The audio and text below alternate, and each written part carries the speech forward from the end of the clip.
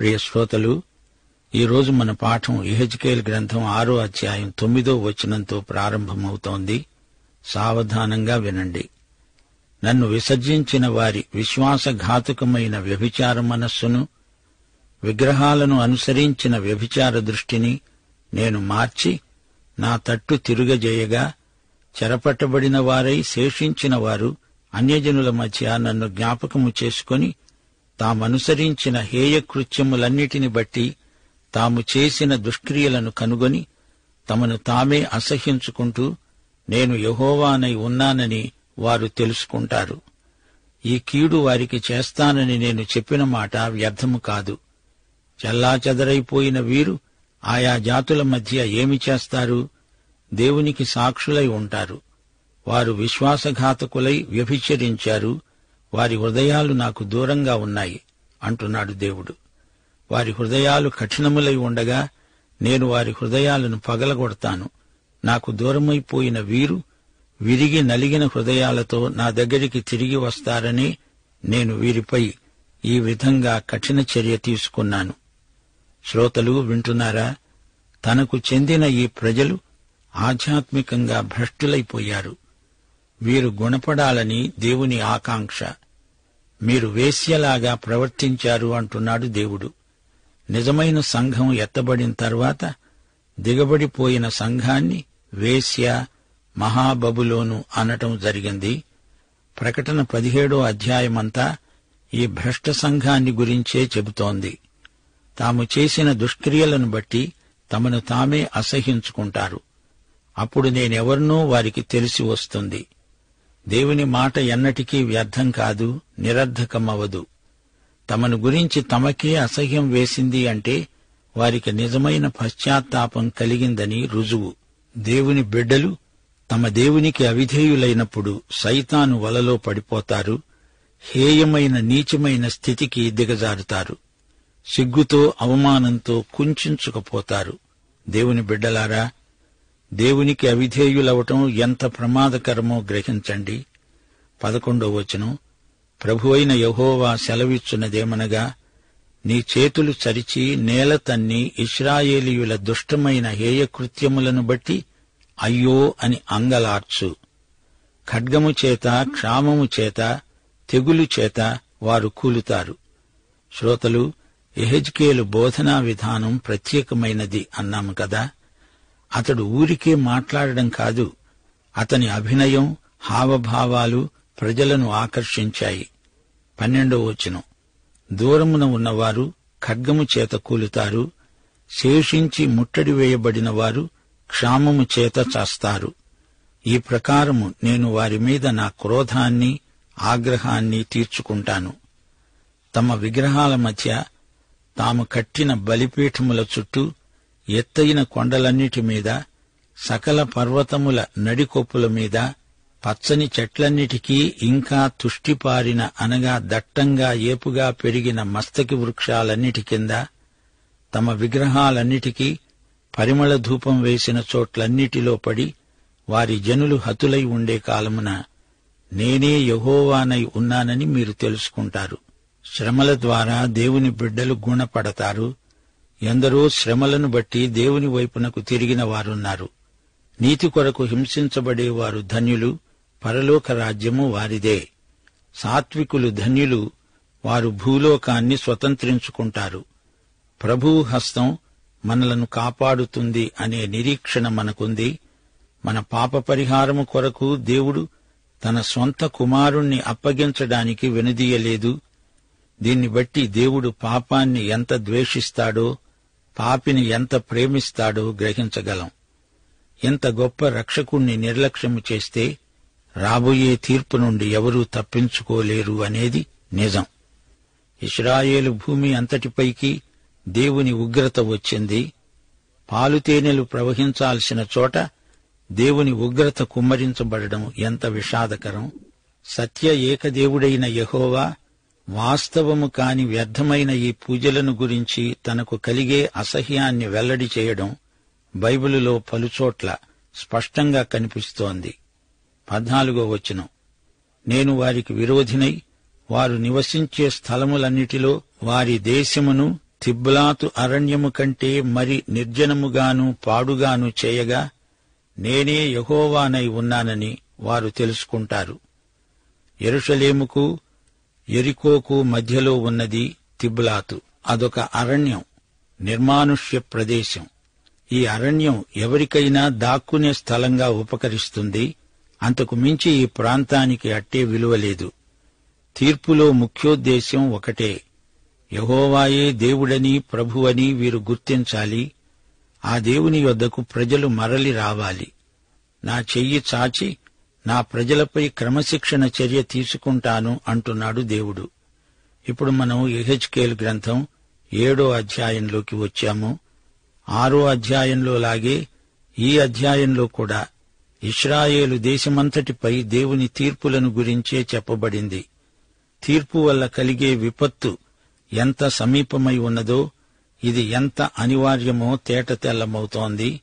యెహోవా వాక్కు ప్రత్యక్షమై నాకు ఈలాగు సెలవిచ్చింది. నరపుత్రుడా, ప్రకటించు, ఇశ్రాయేలీయుల దేశానికి అంతం వచ్చింది, నలుదిక్కుల దేశానికి అంతం వచ్చింది అంటూ ప్రభువైన యెహోవా సెలవిస్తున్నాడు. ఇప్పుడు నీకు అంతము వచ్చే ఉన్నది.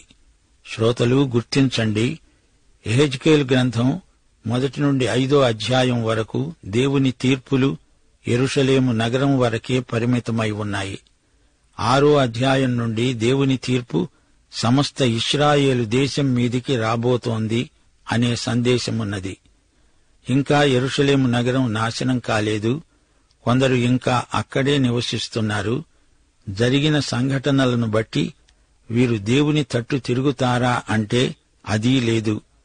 చరిత్ర నేర్పే పాఠాలను వారు నేర్చుకోలేదు గనుక అదే పునరావృతమవుతుంది. దేవుడు చూపింది, చెప్పింది యెహెజ్కేలు ప్రజలకు చూపుతున్నాడు, చెబుతున్నాడు. 6వ అధ్యాయంలాగే ఈ అధ్యాయంలో కూడా దేవుడు ఒకే విధంగా తన సందేశం మొదలుపెట్టాడు. నరపుత్రుడా, అంతం వచ్చింది. ఇశ్రాయేలు యావద్భూమికి ఇది అంతం. తీర్పు తీవ్ర రూపంలో వచ్చేస్తుంది. ఈ తీర్పు ఇశ్రాయేలు ప్రజలందరి మీదికి వచ్చి తీరుతుంది. ఇశ్రాయేలు భూమి, ఇశ్రాయేలు జాతి, ఈ రెండిటికీ అర్థం ఒకటే. ఈ రెండిటిని ఉద్దేశించి దేవుడు కఠినమైన తీర్పు ప్రకటిస్తున్నాడు. ఇప్పుడు యెహెజ్కేలు సందేశానికి ఒక కొత్త పరిమాణం చేర్చబడింది. భూమికి, పట్టణానికి, జాతికి ఇదే అంతం. అందరికీ చెర తప్పదు. పట్టణానికి నాశనం. ఇది సందేశ సారాంశం. నా కోపము నీ మీదికి తెప్పించే నీ ప్రవర్తనను బట్టి నీకు తీర్పు తీర్చి నీవు చేసిన సమస్త హేయ కృత్యముల ఫలము నీ మీదికి రప్పిస్తున్నాను. శ్రోతలు, యెహెజ్కేలు పలికిన ఈ మాటలు ఒక పాటగా ధ్వనిస్తున్నాయి. నేరానికి తగ్గ శిక్ష నేను నిర్ణయించాను అంటున్నాడు దేవుడు. ఈ రోజున సంఘాలలో సభ్యులై ఉండి తమ శిరస్సైన ప్రభువును ధిక్కరించే వారిని ఏమనాలి? వెలుగులో ఉండి పాపం చేసేవారి కంటే చీకటిలో ఉన్నవారే నయమనిపిస్తుంది. దేవుని వాక్యం వింటున్న కొద్దీ బాధ్యతలు కూడా ఎక్కువ అవుతాయని మనమెన్నడూ మర్చిపోకూడదు. 4 నుండి 9వ వచనం వరకు, నీ ఎడల కటాక్షము ఉంచను, కనికరము చూపను. నేను యెహోవానై ఉన్నానని నీవెరుగునట్లు నీ ప్రవర్తన ఫలమును నీవు అనుభవింపచేస్తాను. నీ హేయకృత్యములు నీ మధ్యనే ఉండనిస్తాను. ప్రభువైన యెహోవా సెలవిచ్చేది ఏమంటే, దురదృష్టము, వింతైన దురదృష్టము సంభవిస్తున్నది. అంతము వస్తున్నది. అంతమే వచ్చేస్తున్నది. అది నీ కొరకు కనిపెడుతున్నది. ఇదిగో అది సమీపమైంది. దేశ నివాసులారా, మీ మీదికి దుర్దినము వస్తోంది.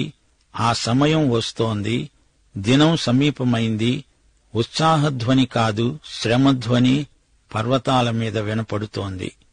ఇంక కొంతసేపటికి నేను నా క్రోధమును నీ మీద కృమ్మరిస్తాను. నీ మీద నా కోపమును నెరవేరుస్తూ నీ ప్రవర్తనను బట్టి నీకు తీర్పు తీర్చి నీ సమస్త హేయకృత్యముల ఫలము నీ మీదికే రప్పిస్తాను. యెహోవానైన నేనే నిన్ను మొత్తేవాడనై ఉన్నాను అని నీ వెరుగునట్లు నీ ఎడల కటాక్షముంచను, కనికరము చూపను.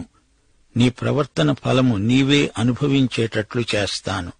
సోదరీ సోదరులారా, దేవుడు పలికిన ఈ మాటలు కటువుగా ధ్వనిస్తున్నాయా? ఇంతకంటే కఠినమైన మాటలు కొత్త నిబంధనలో ప్రభువు పలికాడు. మత్తయి సువార్త 25వ అధ్యాయంలో, ప్రకటన గ్రంథంలో దేవుడు ఖండితంగా మాట్లాడాడు. రాబోయే తీర్పును ప్రకటించాడు, మందలించాడు. గ్రహించండి, పాత నిబంధనలోని దేవుడే కొత్త నిబంధన దేవుడు. పాత నిబంధనలో పాపాన్ని ఎంత తీవ్రంగా ద్వేషించాడో అదే తీవ్రతను కొత్త నిబంధనలో కనపరిచాడు.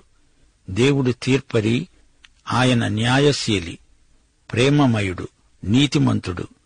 పాపాన్ని ఏ రూపంలోనూ ఆయన సహించడు, శిక్షించకుండా వదలడు. దేవుని పట్ల పవిత్ర భయము గలవారమై ఆయన ప్రేమను ప్రకటిద్దాము. ఆయన పాపిని ప్రేమిస్తాడు గాని పాపాన్ని ద్వేషిస్తాడు.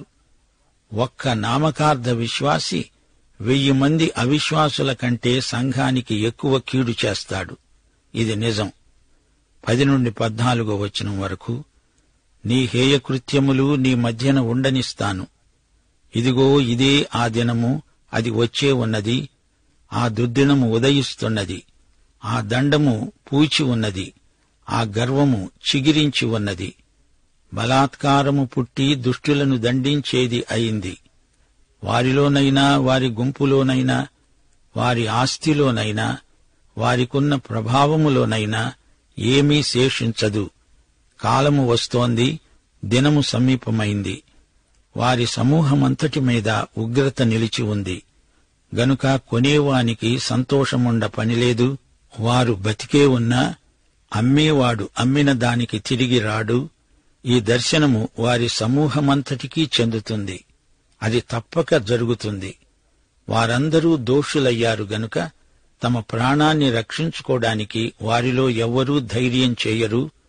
వారు సర్వసిద్ధులై బాకానాదం చేస్తారు. గాని వారి సమూహమంతటి మీదికి నా ఉగ్రత వచ్చింది గనుక యుద్ధానికి పూనుకునేవాడు ఒక్కడూ ఉండడు.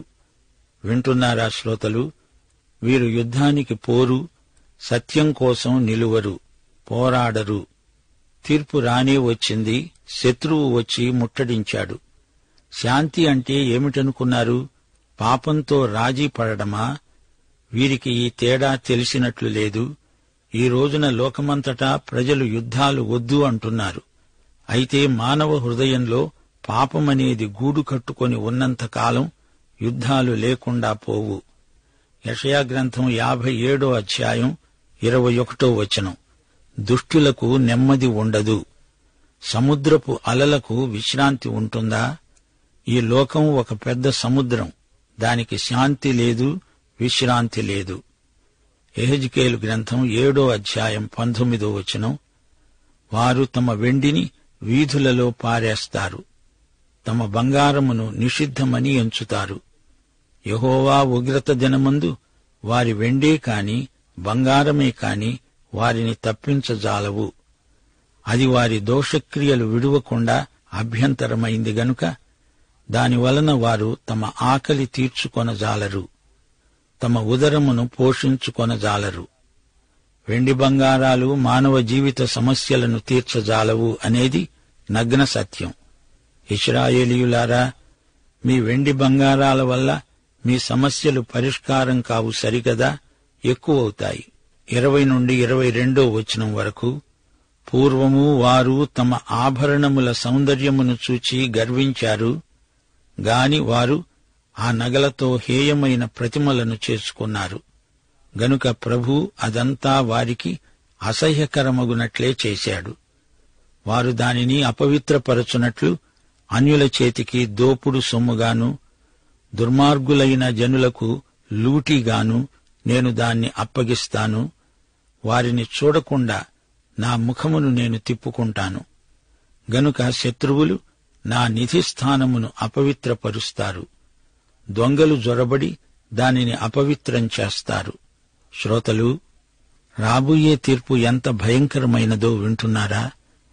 ప్రకటన గ్రంథం 18, 19 అధ్యాయాలలో ఇంతకంటే భయానకమైన తీర్పు వర్ణన ఉంది. వ్యాపార సంబంధమైన బబులోను నాశనం అవుతుందని పేర్కొనబడింది. వ్యాపారం మరీ విజృంభించే కాలమది. వర్తకం, వాణిజ్యం, వ్యాపారం మరీ ఉద్ధృతమవుతున్నాయి. గమనించండి, ఇంత వ్యాపారం జరిగినా వారి ఆత్మలకు విమోచన ఉందా అంటే అదీ లేదు. 23, 24 వచనాలు. దేశము రక్తముతో నిండి ఉన్నది, పట్టణం బలాత్కారంతో నిండిపోయింది. సంకెళ్లు సిద్ధపరచు, బలాఢ్యుల అతిశయం ఆగిపోవునట్లు, వారి పరిశుద్ధ స్థలాలు అపవిత్రములగునట్లు అన్యజనులలో నుండి దుష్టులను నేను రప్పిస్తాను. ఆ దుష్టులు వారి ఇండను స్వతంత్రించుకుంటారు. పట్టణమంతా రక్తమయమైపోతుంది. యుద్ధం, మారణ హోమం, విధ్వంసకాండ. శత్రువులు వచ్చి వీరి ఇండ్లను, ఆస్తులను స్వాధీనపరుచుకుంటారు. దేవుని మాట వినకపోతే శత్రువులే వీరికి బుద్ధి చెప్తారు. యెహెజ్కేలు గ్రంథం 7వ అధ్యాయాన్ని మా శ్రోతలు మరొకసారి చదువుకోవాలి. అవిధేయులపై దేవుని తీర్పు ఎంత తీవ్రంగా పరిణమిస్తుందో మీ ఆత్మనేత్రాలతో మరొకసారి చూడండి. ఈ రోజున ఈ లోకంలో ఏ దేశమేగినా, ఎందు కాలిడినా ఏం కనపడుతోంది? శాంతి భద్రతలు కరువైపోయాయి. ప్రజలు అంతటా అసంతృప్తితో, భయాందోళనలతో బతుకుతున్నారు. యేసు ప్రభువు రాకడతో కాని లోక సమస్యలకు పరిష్కారం దొరకదు. విపత్తు వచ్చినప్పుడు అలా రావడానికి కారణమేమిటో ప్రజలు వెదికి తెలుసుకోవాలి. ప్రజలు గర్విష్ఠులైతే, రక్తపాతానికి కారకులైతే, అత్యాశాపరులైతే, తమ స్వంత పనులతో తలమునకలై దేవుని విషయాలను మనస్కరించకపోతే దేవుడు ఎలాంటి విపత్తును రానిచ్చినా ఆశ్చర్యపోనక్కర్లేదు. ఈ యుగాంతంలో కూడా పరిస్థితులను మనం చదవగలిగితే దేవుని తీర్పులోని ఆంతర్యం మనకు బోధపడుతుంది. మత్తయి సువార్త 24వ అధ్యాయం 37, 38 వచనాలు. నోవహు దినములు ఎలా ఉన్నాయో మనుష్య కుమారుని రాకడ కూడా అలాగే ఉంటుంది. జలప్రళయానికి ముందటి దినాలలో నోవహు ఓడలోనికి వెళ్లిన దినము వరకు తింటూ, త్రాగుతూ, పెండ్లిళ్లు చేయిస్తూ, చేసుకుంటూ ఉన్నారు. జలప్రళయము వచ్చి కొందరిని కొట్టుకొని పోయే వరకు వారెరుగరు. మరో మాట యెహెజ్కేలు స్పష్టంగా చెప్తున్నాడు. కదలి వచ్చే బబులోను సైన్యాన్ని మీరు ఎదిరించజాలరు. దేవుడు వారికి గుర్తు చేస్తున్నాడు. ఎవరూ తాము అకారణంగా బాధ అనుభవిస్తున్నామని అనుకోకూడదు. దేవుడు నిష్కారణంగా ప్రజలను శిక్షించడు. తమ ఆస్తిపాస్తులకు ఏమీ విలువ లేదని వారు గ్రహించేసరికి సమయం మించిపోతుంది. దేవుని మహిమార్థం సరైన విధంగా మనం ప్రతి పరిస్థితిని, ప్రతి అవకాశాన్ని వినియోగించుకోవాలి. లేకపోతే తరుణం మించిపోతుంది. ఆశాభంగం చెందవలసి వస్తుంది. యెరూషలేములో ఉన్న శేషిత ప్రజ చెరలోకి పోవటం ఖాయం అని దేవుడు చూపాడు. దేవుడు తన ప్రజలకే దారి చూపటం మానుకుంటే ఇంకేమైనా ఉందా? అంతకంటే అరిష్టం మరొకటి ఉండదు. ఇతర జాతులకు గాని, తమకు గాని అందరికీ దేవుడే తీర్పరి. ఆయన రాజులకు రాజు, ప్రభువులకు ప్రభువు. మత్తయి సువార్త 7వ అధ్యాయం 12వ వచనం. మనుష్యులు మీకు ఏమి చెయ్యాలని కోరుతారో అలాగే మీరు వారికి చెయ్యండి. ఇదే ధర్మశాస్త్రము, ప్రవక్తల ఉపదేశము. రోమాపత్రిక 2వ అధ్యాయం 1 నుండి 3వ వచనం వరకు. దేని విషయములో ఎదటివానికి తీర్పు తీరుస్తున్నావో దాని విషయములో నీవే నేరస్తుడవని తీర్పు తీర్చుకుంటున్నావు. ఏలయనగా తీర్పు తీర్చే నీవు అట్టి కార్యములే చేస్తున్నావు కావా? అట్టి కార్యములు చేసేవారి మీద దేవుని తీర్పు సత్యమును అనుసరించినదే అని ఎరుగుదుము. అట్టి కార్యములు చేసేవారికి తీర్పు తీరుస్తూ వాటినే చేస్తున్న మనుష్యుడా, నీవు దేవుని తీర్పు తప్పించుకుంటానులే అనుకుంటున్నావా? శ్రోతలు గ్రహించండి.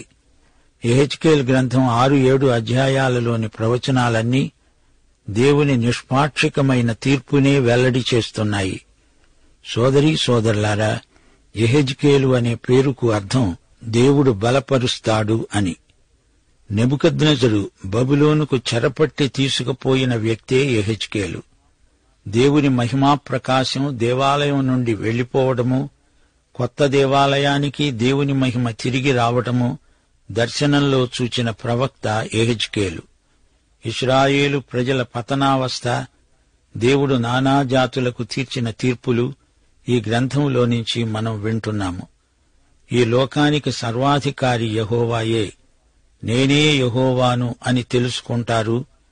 యెహోవా వాక్కు ప్రత్యక్షమైంది అనే 2 నినాదాలు ఈ గ్రంథంలో పదే పదే వినపడతాయి.